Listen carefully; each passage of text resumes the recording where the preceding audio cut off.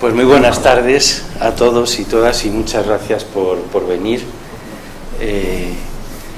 en estas fechas y en este horario. Realmente os lo agradecemos mucho.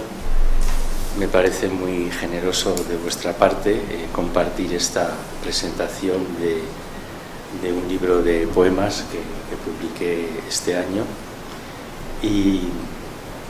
Y bueno, pues tengo el honor y el gusto de estar acompañado por dos buenos amigos, por Alejandro Baer, que es compañero de Fatigas, ¿no?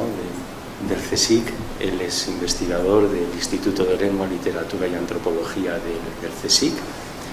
Buen amigo y compañero, nos conocemos desde hace pues más de 20 años, ¿no? Porque nos encontramos en aquel seminario que dirigía Reyes Mate sobre la filosofía después del Holocausto y bueno, luego él se trasladó a Estados Unidos, volvió para fortuna nuestra y nos hemos vuelto a encontrar. Y bueno, Alejandro es un investigador reconocido en temas sobre imaginarios judíos. Él es sociólogo de formación, pero tiene una perspectiva muy amplia sobre muchas cosas. Y bueno, también estoy muy agradecido a Rafael Herrera Guillén, que es profesor de filosofía de la UNED, especialista también en pensamiento judío, entre otras cosas.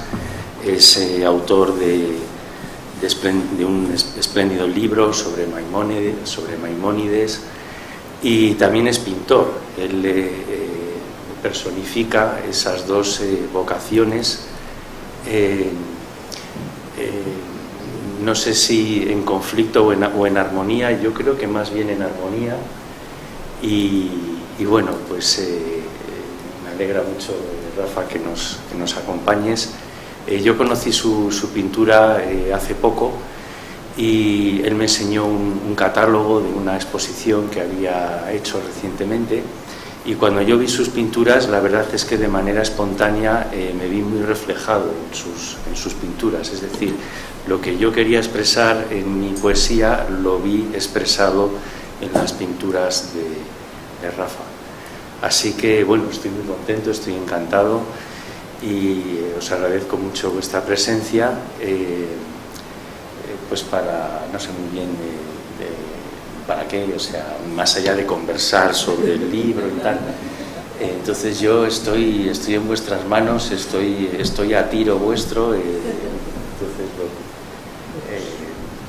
yo os doy la palabra y no sé, lo que os parezca oportuno comentar sobre el poemario, pues lo podemos conversar.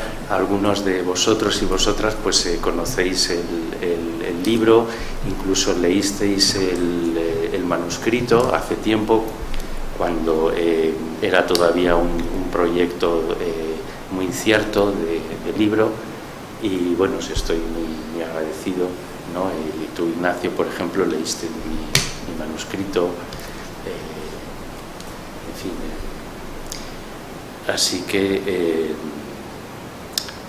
bueno, pues no sé quién quiere empezar, tú misma.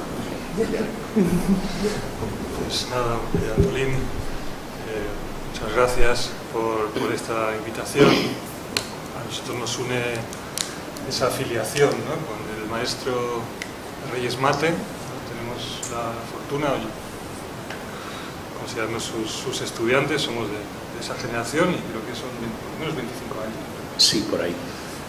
Y bueno, Reyes es una especie de figura totémica, ¿no? La figura totémica lo que hace es otorga identidad al clan y obliga también, ¿no?, a una solidaridad recíproca. Con lo cual, cuando Antolín me preguntó, ¿no?, de participar en esta presentación, obviamente tuve que decir que sí, sin aún no habiendo nunca presentado un libro de poesía, también tengo que decirlo. Y yo pienso también que bueno, tras leer el libro me doy cuenta que regalar un libro de poesía que uno ha escrito es un acto de apertura, ¿no? de generosidad. Creo que es algo muy bonito, porque aunque nosotros hace 20 años, digamos, sabemos el uno del otro desde hace 25 años, conocernos, tampoco nos conocemos mucho. Ahora yo te conozco más y eso te lo agradezco. ¿No? Que en estos poemas, ¿no? que son ¿no? poderosos, ¿no? punzantes, muy bellos, ¿no? hay claves, ¿no? de acceso a tu mundo, y obviamente son temas propios, pero son también temas universales, y es ahí donde hay esos ecos que a mí muchos de estos poemas me han emocionado y me han hecho entrar en cuestiones que también me preocupan, ¿no? La añoranza, la tierra o el lugar de origen, una noción personal de patria, ¿no? como uno de los poemas, ¿no? que se construye con retazos, como dices, con huellas, con trazos inseguros, y luego la ciudad, está muy presente en el poemario, la ciudad con sus sinsabores, el desamparo de la vida urbana, el lugar de origen y el mar, que supe que tienes ese vínculo con el norte, ¿no? el mar, y ahí, claro, en tantas culturas, ¿no? el mar es la madre. No quiero hacer aquí un psicoanálisis, pero me gustaría plantearlo también. Quizás hay algo ahí también, ¿no? que venimos, ¿no? esto del mar y la madre, ¿no? venimos del agua, la madre es la seguridad, la protección, ¿no? el mar, la madre es el sentimiento, el cariño, la emoción, lo que no está puesto en palabras, como dices en uno de los poemas. Y luego también el padre aparece en un poema, en el poema 33, que es un poema desgarrador, y dices que ese poema es un esbozo de una carta al padre.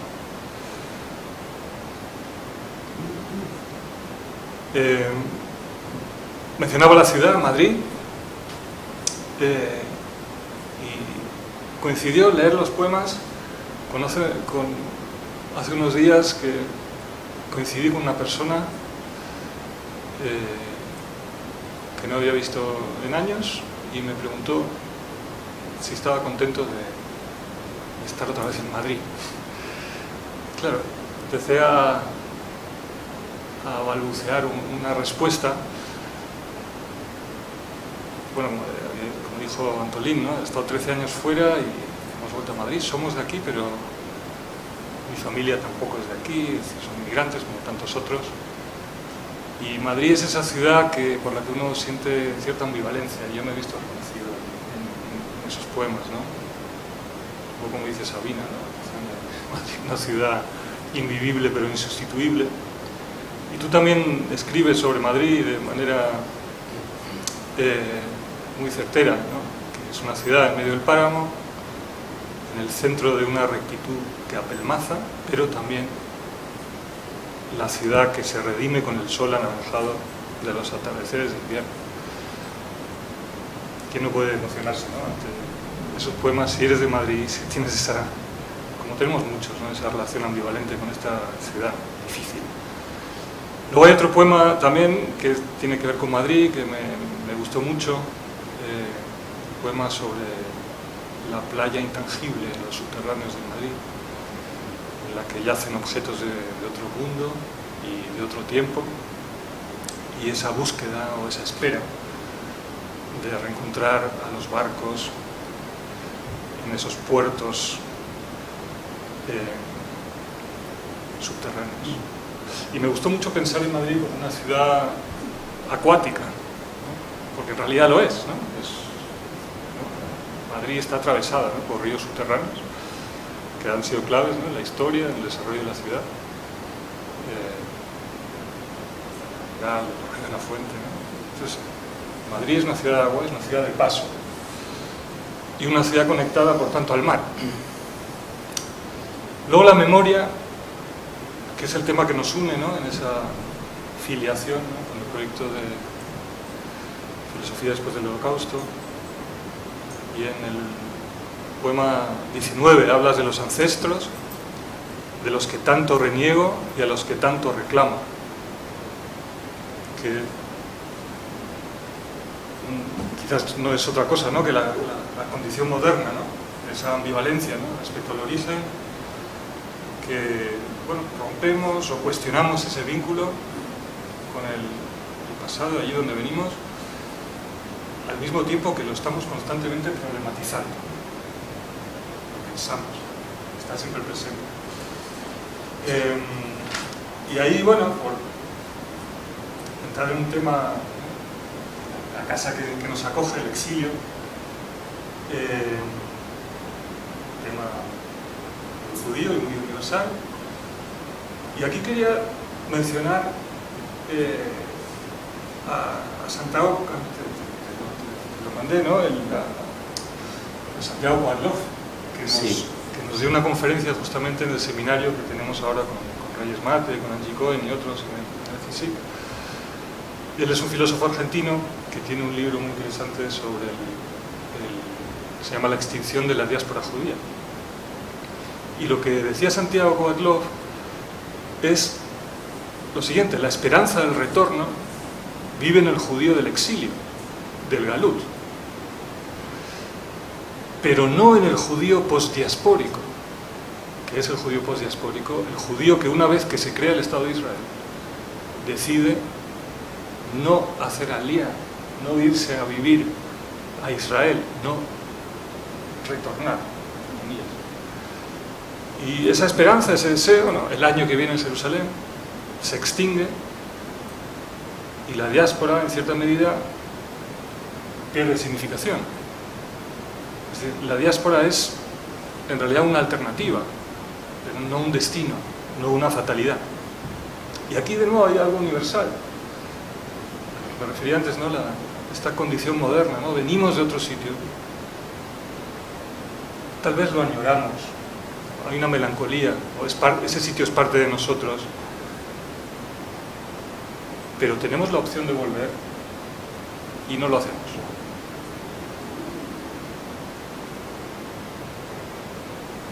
Con esto quería terminar y agradecerte este libro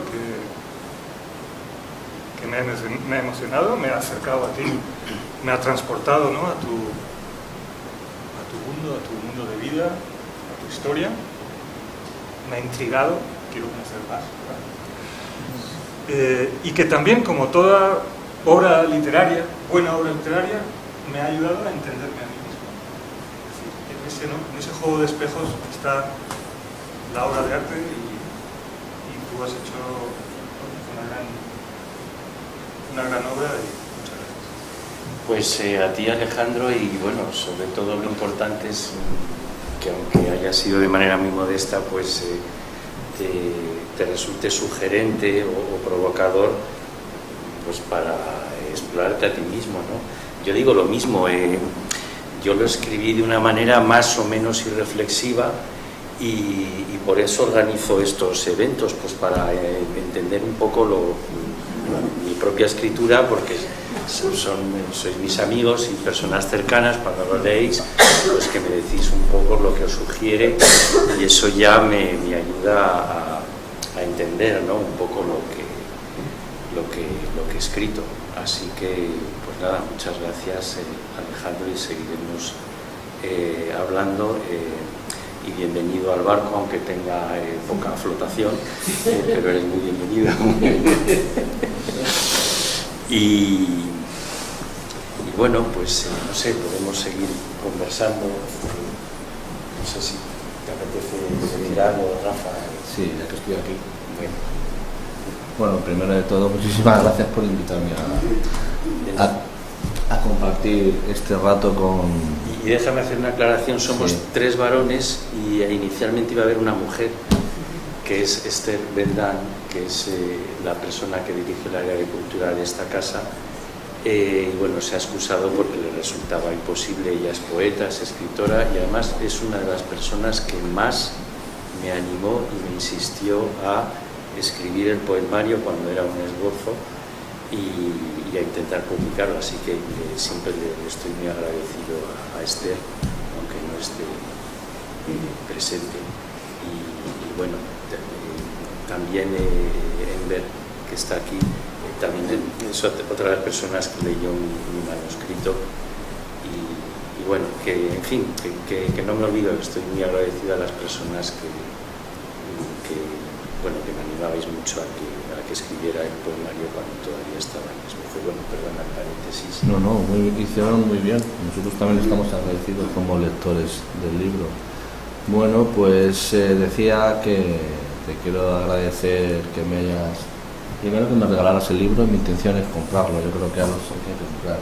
Se puede, pero insistió en regalármelo y no tuve más remedio que aceptarlo. Y luego constatar algo que no sabía, y es que hay veces que hay personas que están unidas y no lo saben. Y este es el caso, ¿no?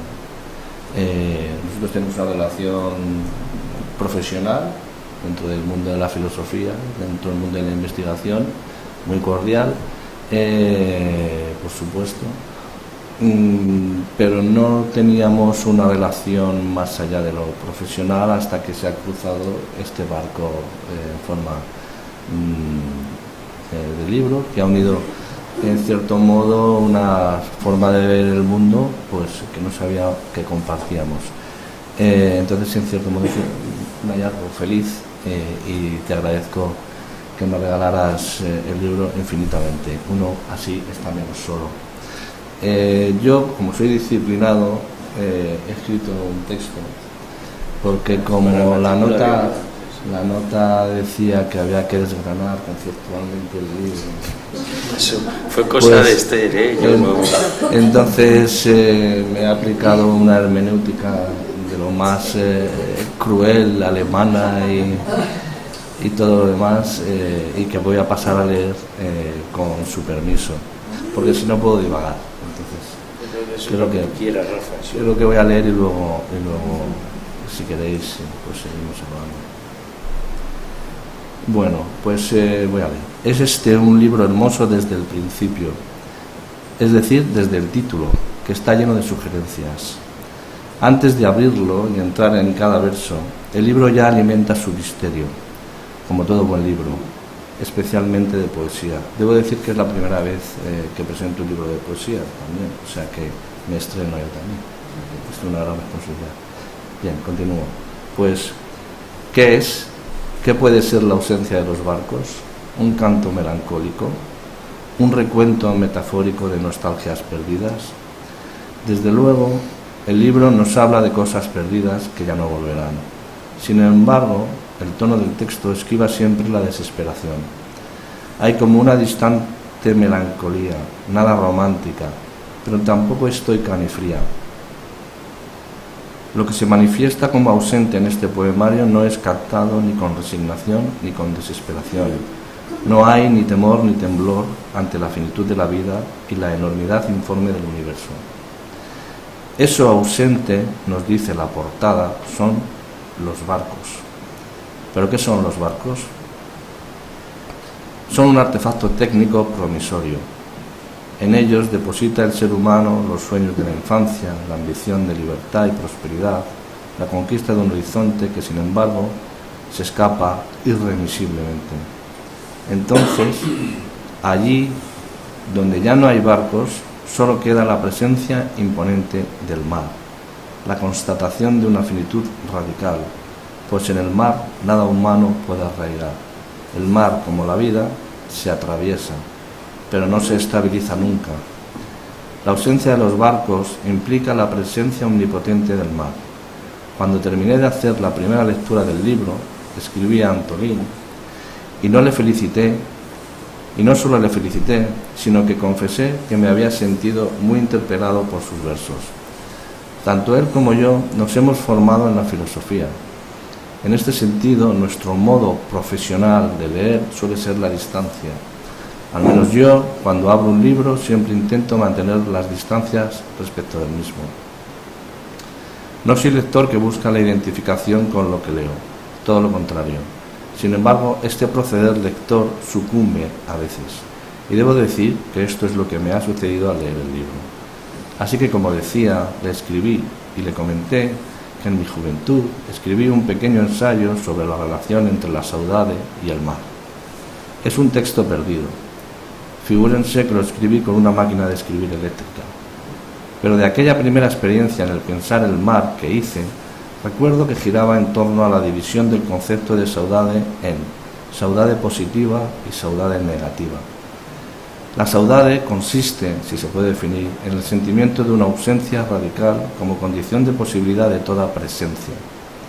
Así pues, la saudade positiva consistía, decía yo, de joven, en disponer de la presencia de la ausencia de lo más amado. El ejemplo que ponía de esto era la tragedia de una madre, de un pescador ante el cuerpo de su hijo devuelto por el mar. El cadáver es la presencia de una ausencia. Por el contrario, la saudade negativa consistía en la más radical de las figuras existenciales, pues consiste en la presencia de la posible ausencia de lo más amado. Esta situación terrible la ejemplificaba con la situación existencial de una madre que cada mañana, durante años, acude a la orilla del mar para indagar en el horizonte la llegada de un barco con noticias de su hijo, de una madre que acude cada mañana temerosa de que el mar devuelva un mensaje terrible en la forma de un cuerpo inerte. Para la primera madre, el mar es la imagen de un poder terrible. Para la segunda madre, por su parte, el mar representa la figura incierta de un gran túmulo acuático. Si refiero aquí y ahora estas viejas ideas es por dos razones. Una evidente, porque la lectura del libro las desempolvó de mi memoria, y por otra menos clara, a saber, la constatación compartida con nuestro autor de la extrañeza y la atracción que un alma castellana siente hacia el mar. Antolín Sánchez Cuervo pronuncia con la pausa bien ajustada del madrileño. Se le sabe por el habla que su origen tuvo pocos paisajes náuticos, de no ser esporádicos. Sin embargo, La ausencia de los barcos es un libro profundamente marino. Si avanzamos muy brevemente un poco más allá de las resonancias del título, recalamos en la dedicatoria. En recuerdo de la Ortiga, dice. Por supuesto, aunque no le he preguntado a Antolín, la Ortiga es un barco de su niñez. Si me equivoco, él me corregirá. Mas en todo caso, la Ortiga es ausencia, pues solo se invoca el recuerdo de aquello que ya nos pertenece. Además, en el poema 5, asegura que aprendió, dice, a descifrar el secreto de las ortigas. Si damos un pasito más allá en el libro, nos toparemos con dos motos. El primer moto dice, es la célebre máxima que Plutarco atribuye a Pompeyo. Navegar es necesario, vivir no lo es. El otro moto del libro dice, y vosotras, oh cosas navales, mis viejos juguetes de sueño. Pertenece a la Oda Marítima de Fernando Pessoa. Aquí tenemos ya dos pistas. Existencia e infancia van a tener un papel preeminente en este libro. Y otro detalle importante. Su autor, madrileño como decía, señala ya dos mares, como siendo ya todos los mares posibles para el alma. El Mediterráneo, que refiere el clásico romano, y el Atlántico, que canta el portugués, Pessoa. No obstante, y que me corrija de nuevo si me equivoco, este libro tiene una brisa más atlántica que mediterránea, aunque el tono del poemario se rige por un equilibrio en el que la dureza, algo procaz de los vientos atlánticos, queda suavizada por la brisa tamizada del Mediterráneo. Sobre la cuestión del tono me gustaría decir una cosa más, que creo muy importante. A menudo, los libros de poemas escritos por filósofos suelen ser libros sentenciosos, que encubren más bien un libro de sabiduría adornado y con líneas quebradas. Es decir, son poesía filosófica, que no sé si es un tipo de filosofía o un tipo de poesía. En mi caso, esto es normal porque nunca he sabido qué es la razón poética. Antolín seguro que lo sabe, pues es sin duda uno de los mayores expertos en el pensamiento español contemporáneo. Sin embargo, el libro del profesor Sánchez Cuervo es el libro de un poeta. Es un libro de poesía. Creo que esto es lo mejor que se puede decir de un libro con versos. Dado los antecedentes curriculares de nuestro autor, cualquiera podría temer que estamos ante la versión poética filosófica del célebre libro de Blumenberg, Naufragio con espectador. En absoluto. Pierda toda esperanza quien crea algo así. De hecho, aquel libro fantástico de Blumenberg estoy seguro de que fue escrito en una biblioteca o en un cuarto cuyas ventanas nunca dieron a ningún paisaje marino. Aquel ensayo es tan germanocéntrico que, creo recordar, no dice nada del concepto de saudade y por tanto no sabe nada del Atlántico. Como digo, el libro de Antolín Sánchez Cuervo, y me queda poco, es el libro de un poeta que también sabe ser filósofo, pero no confunde los géneros ni los mezcla. Solo he encontrado un verso sentencioso, filosófico. Se le ha escurrido, podríamos decir. Pero es que es un verso central, que es preciso y entronca secretamente con los motis del libro. Me refiero a este verso. Existir es despedirse. No ahondaré más en una sentencia aporética tan llena de verdad. Y ahora toca entrar en los propios versos, no entraré mucho más. Apenas diré nada aquí, solo algunas líneas generales sobre algunos temas. Por ejemplo, el tema de la identidad, del que ya se ha hablado aquí. Se puede decir que el poema 2 es el poema de un converso casimarrano. Con converso casimarrano me refiero a ese tipo de identidad cuya autoconciencia es tan dura que no se conoce sino como un momento artificioso y circunstancial de la subjetividad. El ser de uno mismo está siempre en lo otro que nunca es el ritual, la tradición o la sanción comunitaria. Por eso el poeta afirma que fue bautizado con aguas poco profundas. Las metáforas líquidas recorren todo el libro como no puede ser de otra manera. Por el contrario, el poema 32 nos habla del revés de las olas, en cómo las olas bautizan a las ballenas. El poeta ve en ese bautismo abisal la única verdadera sanción del ser. Otros temas muy relacionados con el de la constitución de la subjetividad es el del estatuto del poder y el de la escritura. Hay en todo el poemario una continua puesta en cuestión de ambos. En ocasiones, las tres cuestiones se unen magistralmente en apenas unos versos, como en estos versos del poema 11, que si me dejan paso a leer porque si no, no puedo continuar. Voy a leer un poema. ¿Puedo? Sí, sí. Poema 11.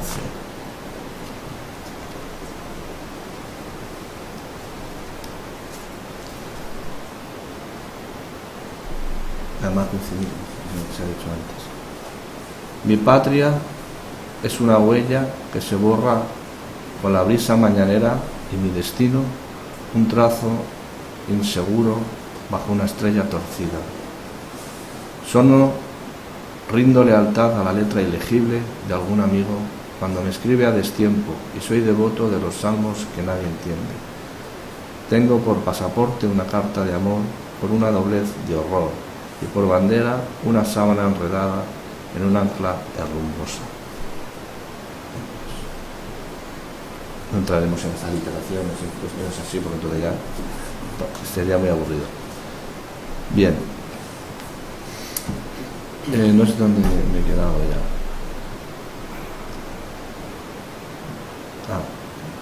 Esta puesta en cuestión del poder para dotar de verdadera identidad al hombre tiene su correlato más personal en la figura del padre, que a mí me parece quizás la sombra apenas apuntada más importante del libro. Hay otra que también se ha invocado aquí, que es la madre, que no se cita en ningún momento, pero es la protagonista. Yo también considero esto. A mí me lo parece. Tienes que explicar. Es el mar. Es el mar. No, ya que lo ha dicho Alejandro, yo plenamente. Esta puesta en cuestión del poder para dotar de verdadera identidad al hombre tiene un correlato personal, su correlato personal en la figura del padre, que a mí me parece, repito, quizás la sombra apenas apuntada más importante del libro. En el poema 2, que ya me he referido, se invocan y unen las figuras del padre y el hijo. El poeta nos habla como hijo y como padre. Se unen tres generaciones. Es quizá el poema más condensado, en el que está casi todo lo demás. Este poema, y doy pistas de como yo lo he leído y ya termino, debe cruzarse con el 6 y con el 21 para entrar en ciertas claves existenciales que el libro destila, y que yo desde luego me quedo aquí. Yo solo hablo de la portada, de los motos y poco más. El resto, disfrútenlo ustedes. Muchas gracias.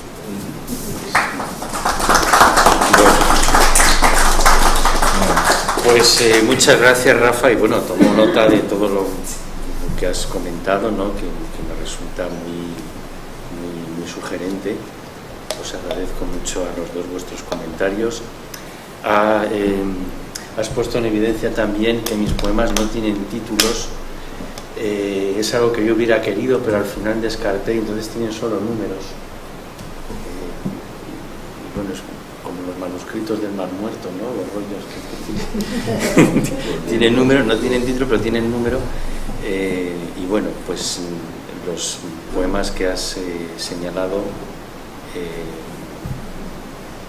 pues bueno, te agradezco mucho lo que has comentado sobre ellos, porque realmente me ayuda mucho a entender lo que he escrito. Y bueno, pues si alguien quiere hacer algún comentario, pues que lo diga. Estamos en petit comité, en familia.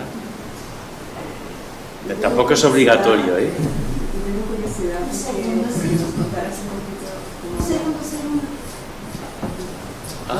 Que ya está el micro.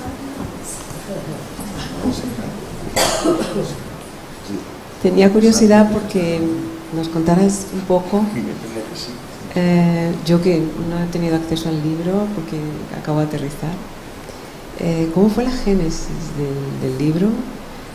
¿Cuánto tiempo interno te llevó? No en el sentido de que cuántos años y cuántos meses, porque me imagino que esa es la génesis de toda una vida, ¿no? ¿De qué momentos importantes de tu vida arrancan esos poemas, esos versos, ¿no? ¿En qué momento hubo la necesidad de compartirlos, ¿no? ¿Cómo fue esa salida de la que siempre se dice, ¿no? Desde la intimidad de yo me entiendo conmigo mismo y a ver esto cómo lo van a entender los otros porque no tienen esas conexiones, ¿no? Quiero un poco que nos contaras, si te viene bien, toda esa génesis, ¿no? Que nos sitúe el poemario dentro de tu vida espiritual, digamos. Pues bueno, no sé muy bien qué responder, pero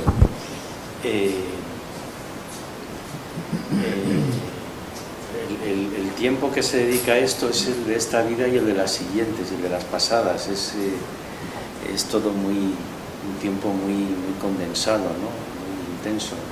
Y los orígenes pues son bastante lejanos. Tienen que ver precisamente con La Ortiga, que es un grupo poético del que formé parte cuando era muy joven, con otros poetas, ¿no? del Luanco, de ese pueblo de Asturias al que aludo, ¿no? en una de las solapas. Y hubo un par de veranos que leíamos y escribíamos poesía. Teníamos un programa de radio también de poesía y de música. El programa se titulaba Pandémica y Celeste, en honor a un poemario de Jaime Gil de Viedma. Leíamos a muchos poetas de la generación de los 50, como Gil de Viedma, como Ángel González, o como este otro, no sé. Y todo eso se quedó ahí, se quedó como olvidado, pero en estado latente. Y hace 4 o 5 años, no sé muy bien explicar por qué, pues digamos que esa experiencia latente como de alguna manera me interpeló y como que se despertó. Estando allí en el banco en verano, que suelo ir en veranos, y reencontrándome con antiguos amigos de este grupo poético, pues como que eso se despertó, ¿no? De alguna manera se despertó Y entonces rescaté algunos esbozos que tenía escritos desde hace mucho tiempo y perdidos, y a partir de ahí, pues un poco como un juego, como algo lúdico, pues empecé a escribirlo, ¿no? Entonces no sé muy bien decirte por qué. Hay una experiencia previa, pero hay también un olvido, una dejadez y luego esa especie de inspiración, ¿no? No sé, yo creo que la escritura tiene algo de inexplicable, de misterioso, no digo de esotérico, pero sí como de enigmático, de misterioso. De repente, yo creo que eso que llaman inspiración, por supuesto que existe, se le puede dar el contenido que se quiera, se le pueden dar muchos contenidos muy diferentes, pero existe, la inspiración existe. Si no hay inspiración, no escribes, y no depende de ti. No sé de qué depende. Hay una duración de tiempos internos, es decir, hay determinadas lecturas sí. Que uno las hace y en su momento producen un determinado impacto, pero que no se traduce necesariamente en palabras, ¿no? Y hay una necesidad de que el tiempo pase para que el tiempo de alguna forma le pueda conceder a esa experiencia las palabras apropiadas, las palabras nuestras. Y esos tiempos internos de madurez no vienen medidos por el calendario, no vienen medidos por claro que no. Y uno no sabe, son extraordinariamente personales, y a veces incluso los que marcan las horas del parto de esas experiencias son otros hechos, otras lecturas. Sí, yo siempre leí poesía y luego, claro, siempre me alimenté mucho de ese seminario, entre otros, ¿no? Y de esas temáticas filosóficas, ¿no? Lo que es el pensamiento judío contemporáneo, la filosofía después del Holocausto, y sobre todo el pensamiento judío de la diáspora, ¿no? Al que se refería Alex. Y luego, por supuesto, pues el mundo del exilio republicano, ¿no? En general y en México en particular. Entonces, de esas dos fuentes, pues yo creo que ha salido también una expresión, bueno, no solo académica, ¿no? Con sus luces y sus sombras, que es lo que aquí estamos y nos dedicamos a eso, pues sabemos que es algo, en fin, que tiene luces y sombras, sino también la expresión poética, ¿no? El mundo del exilio, del desarraigo, de la diáspora, del inconformismo. Y sí, yo creo que es una combinación de muchas cosas, ¿no? En donde de repente hay momentos mágicos, entre comillas, que permiten esa expresión, y además sin pretenderlo. Yo lo escribí sin pretenderlo, sin planificarlo, estando de vacaciones, y no sé, me dio por rescatar esos manuscritos que, claro, me parecían inmaduros, me parecían un poco ñoños, pero me parecía que tenían ahí alguna posibilidad de rehacerse, y es lo que hice, rehacerlo. O sea, que hubo un trabajo sobre aquellos manuscritos que encontraste cuando te enseñas antiguas. Sí, eso fue un poco el germen, el detonante. Sí, pero... pues sí, es lo que yo podría decir. Sí. Antolín. Desenfunda. Desenfundo. No, quiero nada más retomar una cosa que ha dicho Rafa. Cuando me diste a leer lo que me diste a leer, ¿no? Que era los comienzos de este libro,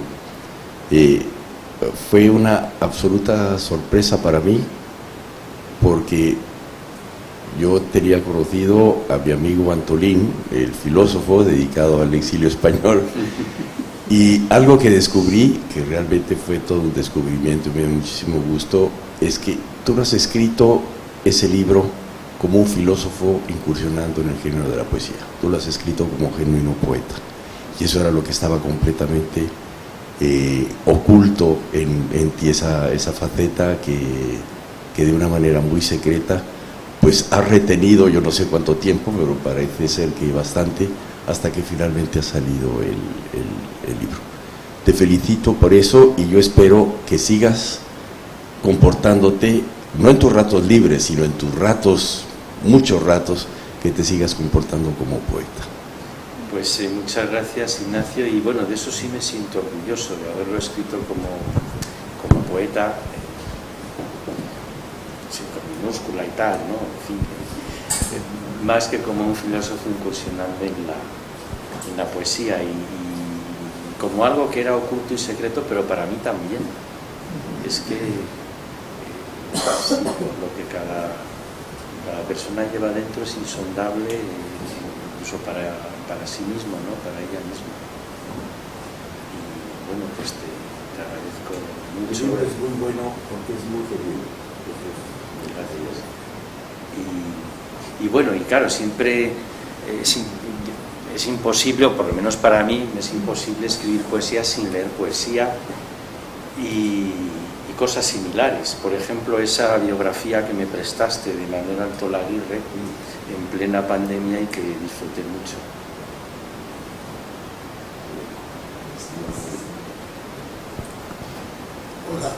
Hola Antolín. Yo también quiero visitar la relación con la filosofía, pero en tu caso veo que hay un pasado poético prefilosófico y por otro lado, bueno, en caso dentro de la filosofía no es anormal. María Zambrano es un modelo y no sé si hay muchos o no. Te quería preguntar, ¿es común la relación y el segundo? Tu acercamiento a la filosofía es más bien histórico. Es una interpretación también sociológica, quiero decir, el exilio como impactante sobre la condición de los científicos, de los intelectuales, ¿no? Lo que le afecta. Entonces, tú que eres poeta previo a la historia de la filosofía, ¿en qué modo la historia de la filosofía te ha alejado o acercado o te ha permitido vislumbrar ese afán poético previo tuyo? Bueno, pues claro, mi formación académica y convencional, efectivamente, de historiador de la filosofía, porque yo hice una tesis doctoral claramente con un perfil de historia de la filosofía, un filósofo de Bruselas del siglo XIX, lo cual me implicó pues leer su obra, incluido su obra inédita, rastrear las fuentes, o sea, muy de historia de la filosofía. Para mí, yo eso lo recuerdo como lo más opuesto a la poesía, la verdad. Lo que pasa es que yo he ido evolucionando mucho o itinerando mucho desde la historia o historiografía de la filosofía hacia el mundo de la memoria, como otra manera de conocer el pasado. Y el mundo de la memoria ya conecta mucho más con la poesía, porque conecta mucho más con facetas más vitales de la condición humana, más abismales, conecta más con la experiencia, con las contradicciones, las paradojas de la condición humana. La memoria yo creo que llega más lejos que la historia en lo que es conocimiento y experiencia humanas, y en la medida en que yo fui evolucionando hacia el mundo de la memoria, yo creo que fui redescubriendo esa latencia poética, ¿no? Esa experiencia poética previa. Bueno, que no se me malentienda, yo respeto muchísimo a los historiadores rigurosos y me gustaría ser como ellos, pero lo que es el historicismo académico, científico, etcétera, que yo respeto totalmente y a veces incluso lo intento emular cuando tengo que escribir algún artículo para alguna revista de impacto. Me parece que es muy poco poético, eso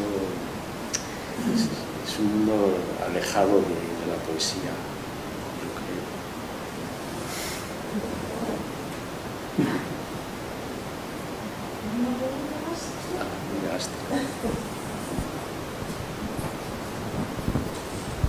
Bueno, muchas gracias, Antolín, que yo creo que entonces no soy la única que encuentra algo, alguna faceta nueva y diferente en tu persona, que nos conocemos también desde hace muchos años.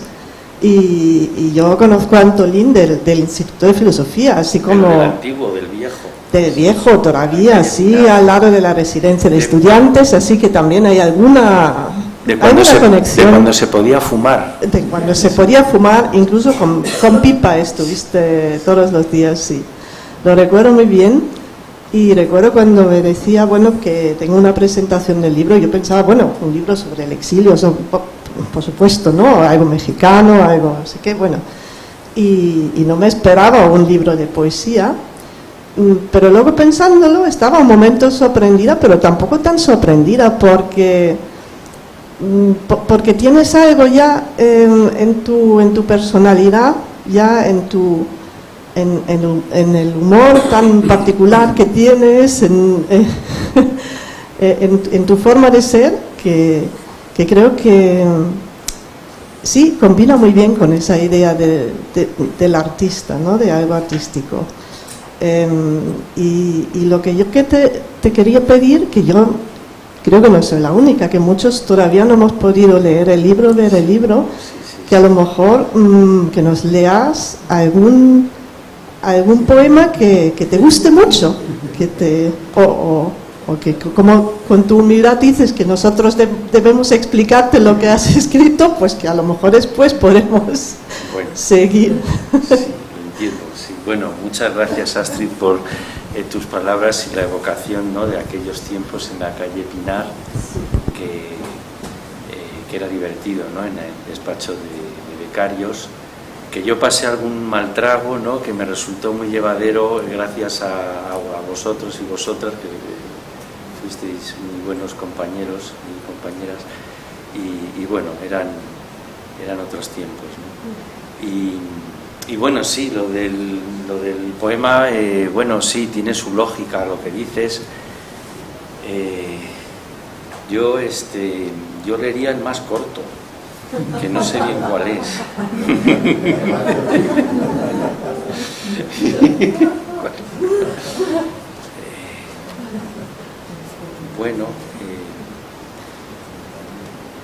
Bueno, tú aludiste al de la carta al padre, ese es de los más cortos. Sí, pero he dicho que es desgarrador. Bueno, tampoco tanto, pero sí, por lo de carta al padre es un sintagma que siempre me recuerda inmediatamente a Kafka, claro, por supuesto.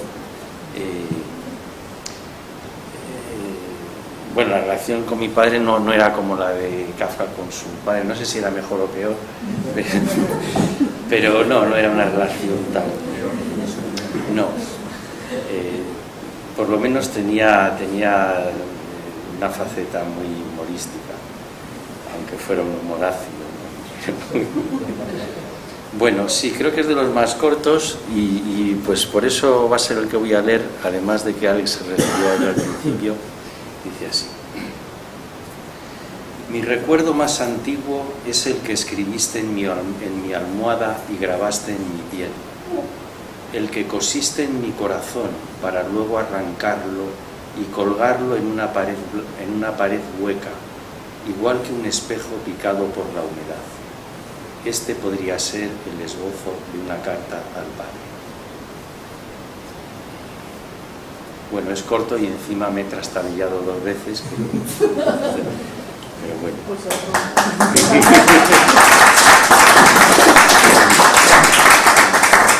Bueno, otro más, ¿cuál lo sugieres? Ahora el más largo. ¿El 2? ¿El 2, Stefan?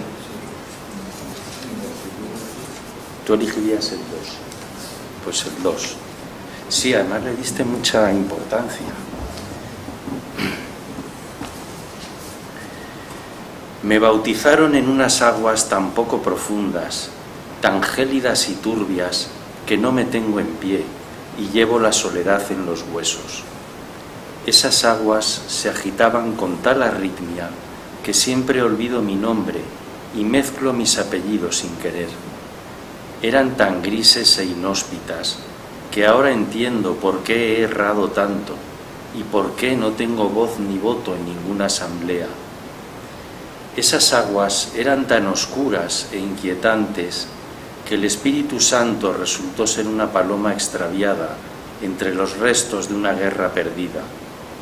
Ni siquiera sé imitar el silencio de los peces y solo puedo pensar en los años bisiestos, pero he aprendido a ser vulnerable observando a los vendedores ambulantes y a sumar y a restar haciendo cuentas con mi hijo cuando volvía del colegio.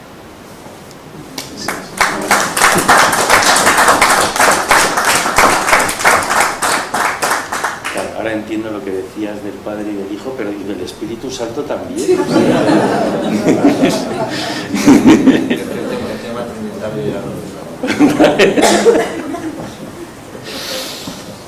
Bueno, pues estoy muy contento y muy feliz. La verdad es que me siento un poco raro también, me siento como muy narciso, ¿no? Aquí todas hablando de mis poemas y en fin, pero bueno, os agradezco mucho vuestra presencia y bueno, hasta la próxima y muchas gracias por venir.